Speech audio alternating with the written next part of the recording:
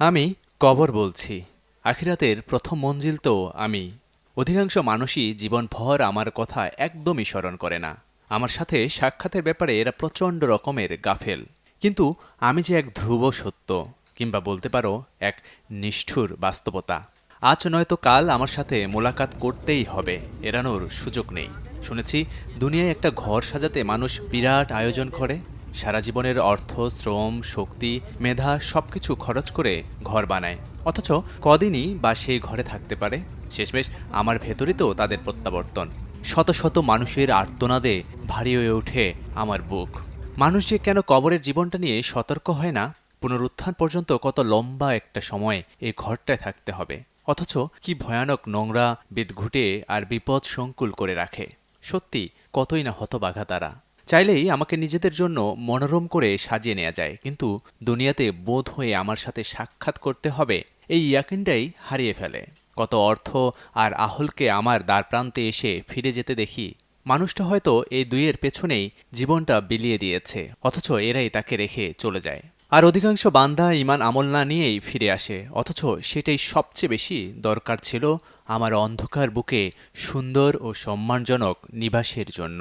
হ্যাঁ, ঈমান আমলের মাপকাঠির ভিত্তিতেই আল্লাহ আমাকে আদেশ করেন যে ওই লাশের সাথে আমাকে কেমন আচরণ করতে হবে। এর আগে মুনকার নাকির নামে দুজন ভয়ানক ফেরেশতা এসে প্রশ্নোত্তর পর্ব শেষ করেন। আমার অনুমান, খুব ভুল না হলে এই প্রশ্নোত্তর পর্ব দুনিয়ার বুকে ফাঁস হয়ে গেছে অনেক আগেই। রবকে, দিন কি আর নবীকে, এই তিনটা বিষয়েই প্রশ্ন হয়। খুবই মৌলিক বিষয়। তবুও কত মানুষ উত্তর দিতে পারে না, নির্বাক চেয়ে থাকে। বড়ই আশ্চর্য লাগে তখন। তোকে আমি কি দিয়ে আপ্যায়ন করবো রে হতভাগা? কি করে এসেছিস সারা জীবন? যাই হোক, আবেগ জিনিসটা আমাকে মানায় না। কিন্তু ৬০-৭০ বছর হায়াত পেয়েও নিজের রবকে, দিনকে আর নবীকে চেনে না প্রতিদিনই এমন হাজার হাজার হতভাগার সাথে নতুন করে সাক্ষাৎ হয়। এমন কতজনকে মানুষ আমার বুকে রেখে যায় যার ঈমান আমলের খাতা প্রায় শূন্য। কিন্তু কবরে নামানোর সময় অনেক আয়োজন করে বিসমিল্লাহি ওয়ালা মিল্লাতি রাসূলিল্লাহ পড়া হয়। হিসাব নিকাশের পর বুঝতে পারি মানুষটা আসলে সারা জীবন মিল্লাতে রাসূলকে বৃদ্ধাঙ্গুলি দেখিয়ে এসেছে। নইলে ঈমান আমলের এমন বেহাল দশা হবে কেন? আমার কারো জন্যই কিছু করার থাকে না, কারণ আমি কেবলই আমার রবের হুকুমের দাস। তারই আদেশে নাফরমান বান্দাদের উপর নেমে আসে ৫ ক্যাটাগরির ভয়াবহ আযাব, যার উদ্বোধনটা আমাকে দিয়েই করানো হয়। আল্লাহর হুকুম পাওয়া মাত্র মাইয়াতকে এমনভাবে সংকীর্ণ করতে শুরু করি যে তাদের এক পাঁজরের হাড় অপর পাঁজরে গিয়ে ঠেকে। এ এমন এক চাপ যার যন্ত্রণা লোকটাকে দুনিয়ার সমস্ত সুন্দরতম আলিঙ্গনের মুহূর্তগুলো ভুলিয়ে দিতে বাধ্য। আল্লাহর জমিনে থেকেছে, আল্লাহর খেয়েছে, আল্লাহর নিয়ামত ভোগ করেছে, অথচ তাঁরই অবাধ্যতা করে গেছে সারা জীবন। তাওবা করারও প্রয়োজন মনে করেনি। আহারে, কোথায় এখন তার অহংকার?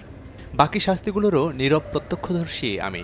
একে একে তাকে জাহান্নামের পোশাক ও বিছানায় দেয়া হয়।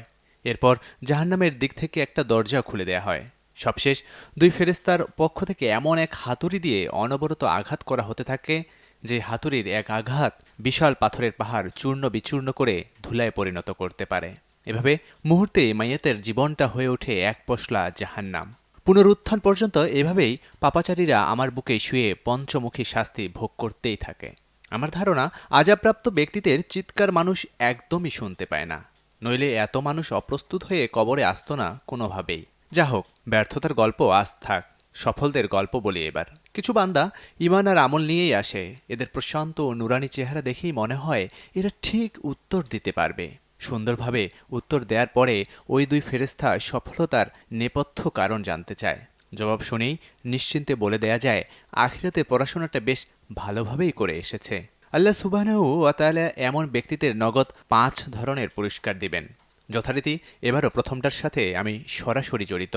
এরকম সম্মানী বান্দাদের থাকার সুব্যবস্থার জন্য আমাকে চাপ না দিয়ে অনেক দূর পর্যন্ত বিস্তৃত হয়ে যাওয়ার আদেশ দেয়া হয়, এবং আমি অক্ষরে অক্ষরে তা পালন করি। এরপর আমার অন্ধকার বুককে বান্দার জন্য আলোকিত করে দেয়া হয়। আলোকিত বান্দা, আলোকিত তার কবর। সত্যি আল্লাহর বিচারই সর্বশ্রেষ্ঠ। এরপর বান্দাকে জান্নাতের লেবাসে সাজিয়ে তার জন্য জান্নাতের বিছানা বিছিয়ে দেয়া হয়, আর জান্নাতের দিকে একটা দরজা খুলে দেয়া হয়। মোটামুটি জান্নাত না হলেও জান্নাতের আগে এক পশলা জান্নাতের অনুভূতি বললে খুব একটা ভুল হয় না। এভাবে পুনরুত্থান দিবস পর্যন্ত আমার বুকেই পরম শান্তিতে ঘুমিয়ে থাকবে আল্লাহর সম্মানিত নেককার বান্দাগণ। আমিও তাদেরকে পেলে গর্বিত হই। তোমরা অনেকেই এখনো জীবিত আছো, এখনো মাটির ওপরে ঘোরাঘুরি করতে পারছো। মনে রেখো, আজ নয়তো কাল আমার কাছে আসতেই হবে। এ দুই শ্রেণীর বান্দার ঈমান আমল বিশ্লেষণ করে মোটা দাগে যা বুঝেছি, বারজাখি এই জীবনটাকে এক টুকরা জান্নাতের বাগানে পরিণত করতে কিছু করণীয় ও বর্জনীয় রয়েছে। আজকের এই স্ক্রিপ্টের লেখাটা সামাজিক যোগাযোগ মাধ্যম ফেসবুক থেকে নেয়া। যে পোস্টে উল্লেখ করা হয়েছে আমি কবর বলছি, লেখা রুবাইয়াত ই রায়হান,